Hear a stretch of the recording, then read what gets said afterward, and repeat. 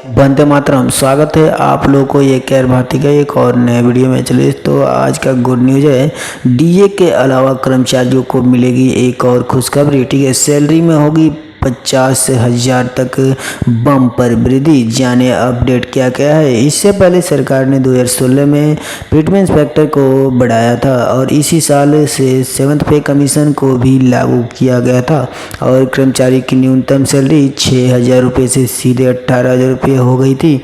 अब अगर बढ़ता है तो बेसिक सैलरी 26,000 हो जाएगी। ठीक है, आगे सेंट्रल एम्प्लॉयज सैलरी हाइक 2023। ठीक है, केंद्रीय कर्मचारियों के लिए अच्छी खबर है। ठीक है, श्रम विभाग द्वारा जून AICPI इंडेक्स के आंकड़े जारी होने के बाद डीए का स्कोर जो कि है 46.24 पहुंच गया है। ऐसे में अगले छमाही के लिए डीए में 4% यानी कि तय की मानी जा रही है। ठीक है, संभावना है कि नई दरों का ऐलान सितंबर अक्टूबर में किया जा सकता है। इसमें कर्मचारियों की सैलरी में बड़ा उछाल देखने को मिलेगी। ठीक है, और खबर है कि डीए के ऐलान के बाद फिटमेंट फैक्टर वृद्धि पर भी विचार हो सकता है। ठीक है, चुनाव से पहले सरकार कर्मचारियों की बेसिक सैलरी में 26,000 कर सकती है, हालांकि अभी तक आधिकारिक पुष्टि नहीं हुआ है। ठीक है, फिटमेंट फैक्टर की दरों में संशोधन संभव है। ठीक है, दरअसल वर्तमान में केंद्रीय कर्मचारियों का फिटमेंट फैक्टर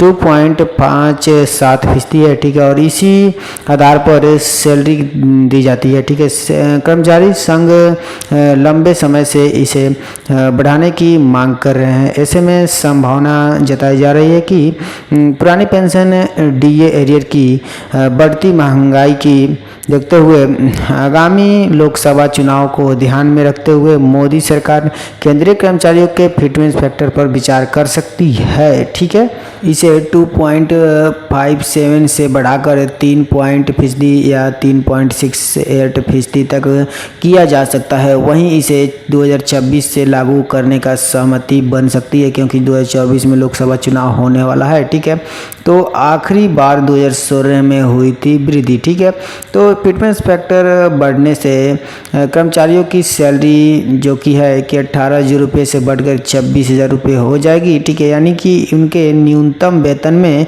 8,000 जो कि रुपया तक का इजाफा देखने को मिलेगा। ठीक है, इसका लाभ 52 लाख कर्मचारियों को मिलेगा। इससे पहले सरकार ने 2016 में फिटमेंस फैक्टर को बढ़ाया गया था। ठीक है, और इसी साल से 7th पे कमीशन को लागू किया गया था। ठीक है, और कर्मचारियों की न्यूनतम सैलरी 6,000 रुपये से सीधे 18,000 रुपये हो गई थी।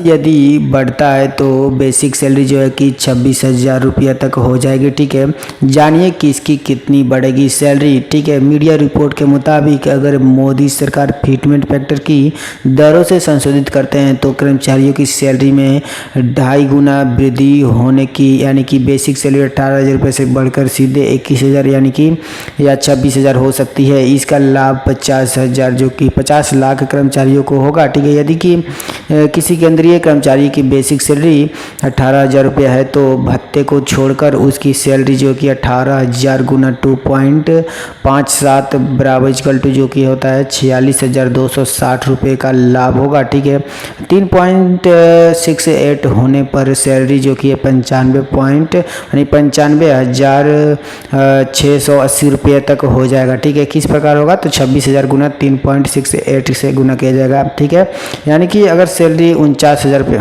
3 गुना फिटमेंस फैक्टर में होने का सैलरी जो कि 21 गुना 3 हो जाएगा। ठीक है, तो ये 63,000 रुपये होगी। ठीक है, यदि कर्मचारियों की फिटमेंस फैक्टर में बढ़ोतरी की जाती है तो 15,500 रुपये से मूल वेतन बढ़कर जो कि 39,835 रुपया हो सकता है। ठीक है, तो 15,500 रुपया जान लेते हैं। डीए के साथ HRA में भी बढ़ोतरी संभव है। 8वें वेतन का जो कि विचार नहीं है। ठीक है, मीडिया रिपोर्ट के मुताबिक केंद्र सरकार महंगाई भत्ते के अलावा HRA के जो कि में बढ़ोतरी कर सकती है। पिछला HRI जो कि है जुलाई 2021 में 25% तक बढ़ाया गया था। इस बार इसमें 3 3% की बढ़ोतरी संभव है। इधर 8वें वेतन आयोग का फिलहाल कोई विचार नहीं है, ठीक है। 25 जुलाई को राज्यसभा में सरकार द्वारा स्पष्ट किया था कि केंद्र सरकार के कर्मचारियों के लिए 8वें वेतन आयोग जो किया है कि गठन का कोई प्रस्ताव